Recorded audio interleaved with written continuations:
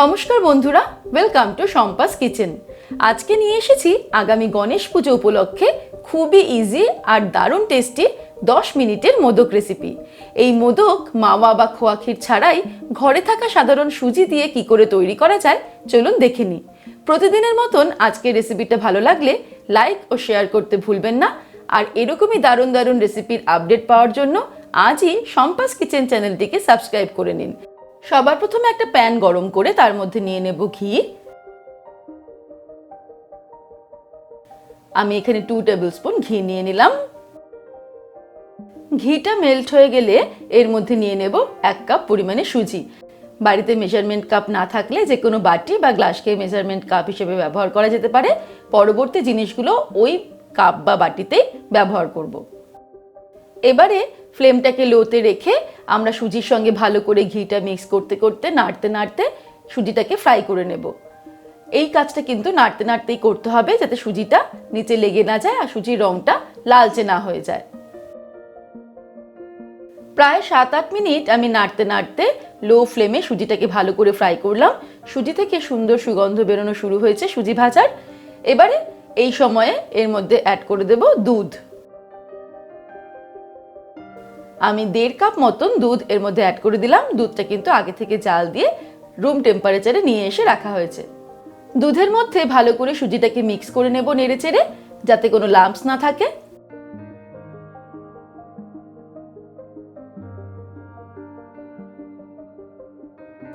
তারপর এর মধ্যে অ্যাড করে দেব কনডেন্স মিল্ক 1/2 কাপ। এখানে কনডেন্স মিল্ক ব্যবহার করলে স্বাদটা ভালো হবে, তবে আপনারা এর পরিবর্তে গুঁড়ো চিনিও ব্যবহার করতে পারেন 1/2 কাপ। তারপর সবকিছুকে ভালো করে মিক্স করে নাড়তে নাড়তে রান্না করব। কনডেন্স মিল্কের পরিমাণটা কিন্তু নিজেদের স্বাদ অনুসারে কতটা মিষ্টি ভালো লাগে সেই অনুযায়ী অ্যাড করতে হবে।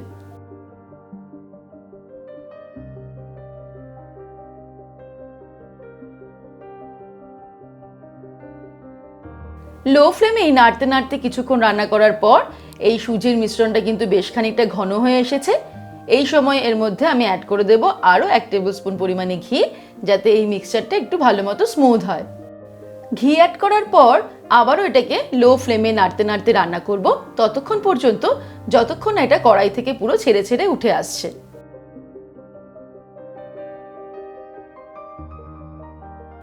এবারে এই সুজির মিশ্রণটা কিন্তু একদম তৈরি হয়ে গেছে। এই দেখুন এটা কেমন কড়াই থেকে দলা পাকিয়ে ছেড়ে আসছে। এবারে এটা রেডি। আমি ওভেনটাকে অফ করে দিয়ে এটাকে অন্য একটা বাটিতে নিয়ে নেব। এই মিশ্রণটাকে সামান্য ঠান্ডা হতে দেব, কারণ এটাতে এখন হাত দিয়ে মোদক তৈরি করা যাবে না, খুবই গরম। আর সেই সময়ের মধ্যে আমরা মোদকের জন্য পুর বা স্টাফিং তৈরি করে নেব।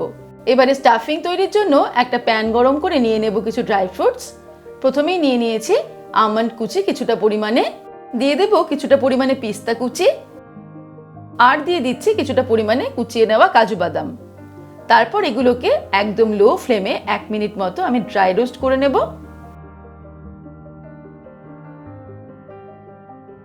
1 মিনিট ড্রাই ফ্রুটসগুলোকে লো ফ্লেমে ড্রাই রোস্ট করে নিয়েছি। এবার এগুলোকে একটা বোলের মধ্যে নিয়ে নেব। এর মধ্যে দিয়ে দিচ্ছি 1 টেবিল স্পুন পরিমাণে কনডেন্স মিল্ক বাইন্ডিং এর জন্য, আর দিয়ে দিচ্ছি 1/2 টিস্পুন পরিমাণে এলাচের গুঁড়ো ফ্লেভারের জন্য। এবারে এগুলোকে মিক্স করে নিলেই আমাদের মোদকের স্টাফিং তৈরি হয়ে গেল। তারপর আমরা মোদক বানানো শুরু করব।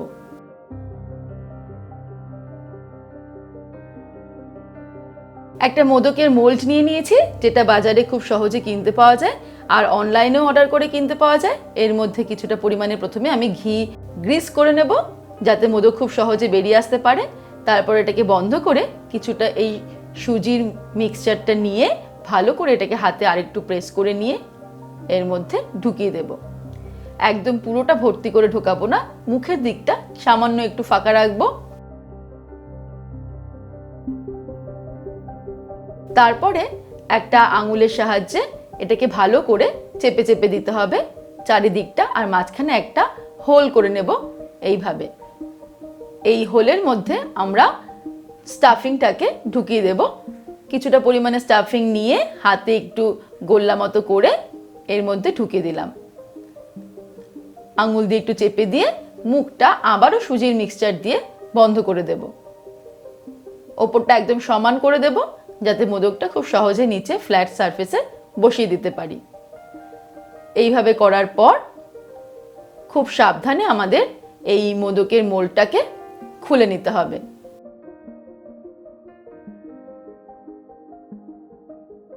তাহলেই দারুণ টেস্টি, দারুণ দেখতে সুন্দর সুজির মোদক তৈরি হয়ে যাবে।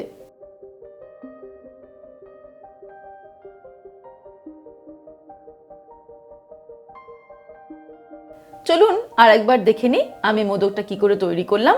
প্রত্যেকবারেই কিন্তু মোদকের মোল্ডটাকে ঘি দিয়ে গ্রিস করে নিতে হবে।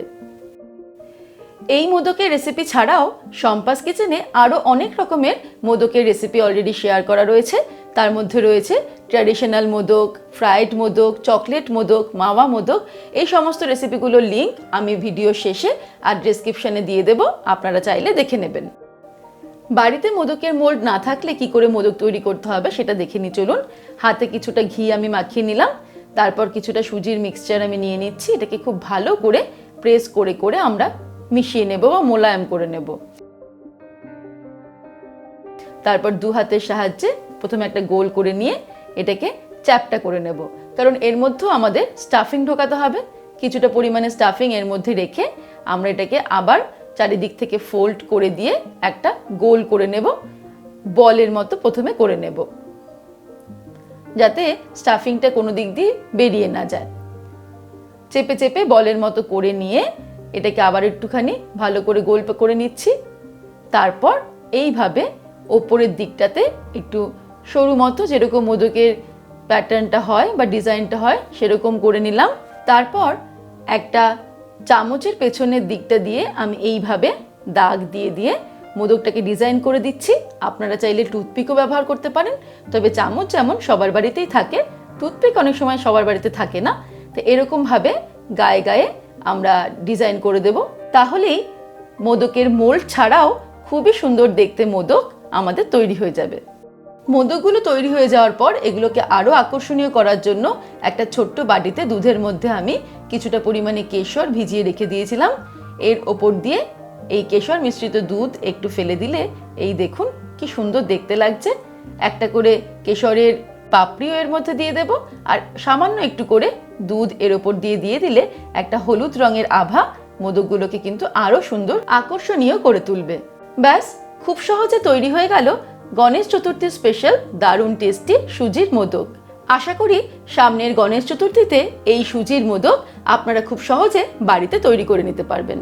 তাহলে দর্শক বন্ধুরা, আজকের এই রেসিপি আপনাদের কেমন লাগলো আমাকে ভিডিওর নিচে কমেন্ট সেকশনে কমেন্ট করে জানাবেন।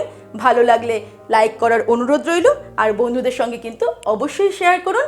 ভালো থাকবেন, সুস্থ থাকবেন। আমি আবার হাজির হব নতুন নতুন রেসিপির সঙ্গে। নমস্কার।